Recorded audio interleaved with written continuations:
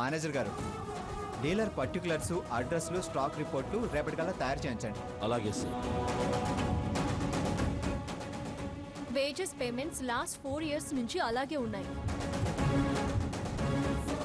పెంచకపోతే workers ఎలా interest చూపిస్తారు? Year పెంచితే కంపెనీ మూసుకోవాల్సిందే. వర్కర్స్ కి జీతాలు పెంచితే ఆ పరిస్థితి ఏమీ రాదు. డీలర్స్ ని మార్చకపోతేనే వస్తుంది. ఆహా, మాకు తెలియదులే. నువ్వు చెప్తున్నావు కదా, ఇక నేర్చుకో. కొనసాగుతున్న తప్పును ఎత్తి చూపితే సాగదీయడం సమాధానం కాదు,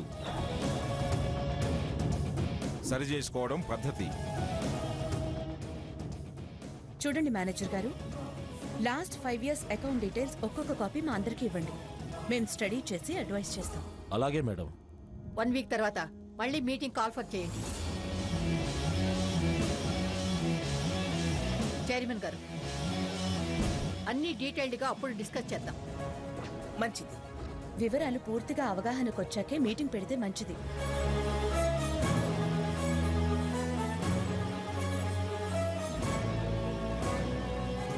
అప్పుడే మంచి రిజల్ట్స్ వచ్చేవి. ఈ మీటింగ్ కాస్త ఇంతటితో ముగిస్తేనే మంచిది.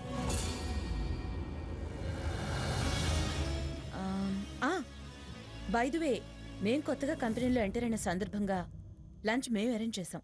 రండి, అందరం భోజనం చేద్దాం. మీరు అరేంజ్ చేయటం ఏమిటి? యాజ్ ఫర్ ద ఫార్మాలిటీ ఆ అరేంజ్మెంట్స్ అని మేం చేసాం. రీజన్ చెప్పాంగా, మళ్ళీ ఫార్మాలిటీ అంటారేంటండి? కుదరదు, మేము రాము.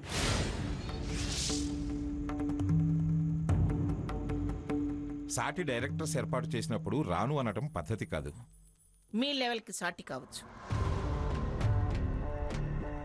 మా మధ్యన పోటీ ఉంది. తింటే మీరు వెళ్ళి తినండి, నేను నా మనవడు రాము.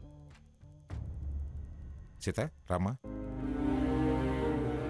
రారా రఘురామ్, రామా. తాతయ్య గారు, అమ్మమ్మ గారు రానన్నప్పుడు మనం వెళితే ఎలా? ఇది కంపెనీ వ్యవహారం, డిగ్నిఫైడ్గా బిహేవ్ చేయాలి కానీ పర్సనల్ డిఫరెన్సెస్కి ఇంపార్టెన్స్ ఇవ్వకూడదు. కాబోయే చైర్మన్వి, నీకెందుకు ఇవన్నీ? లే.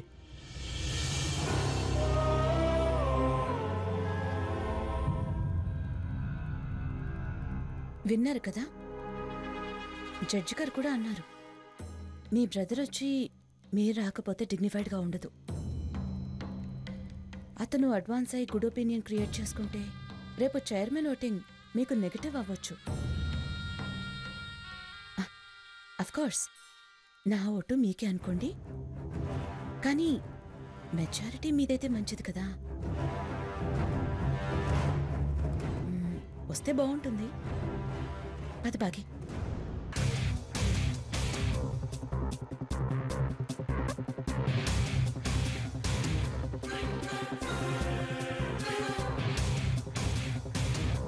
ఏమిటి అదంటుంది? రావడం మంచిదంటోంది. వెళ్తావా? తను చెప్పిన దాని ప్రకారం వెళ్ళడమే మంచిదేమో అనిపిస్తోంది. చైర్మన్ కావాలంటే కలుపుకోవడం మంచిదేగా.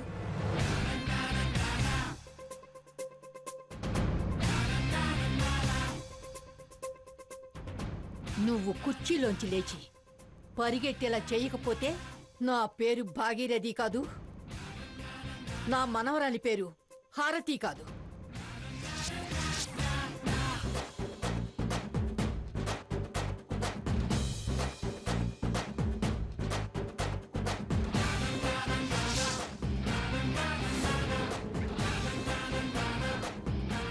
చూశారా మహిళారత్నం గారు,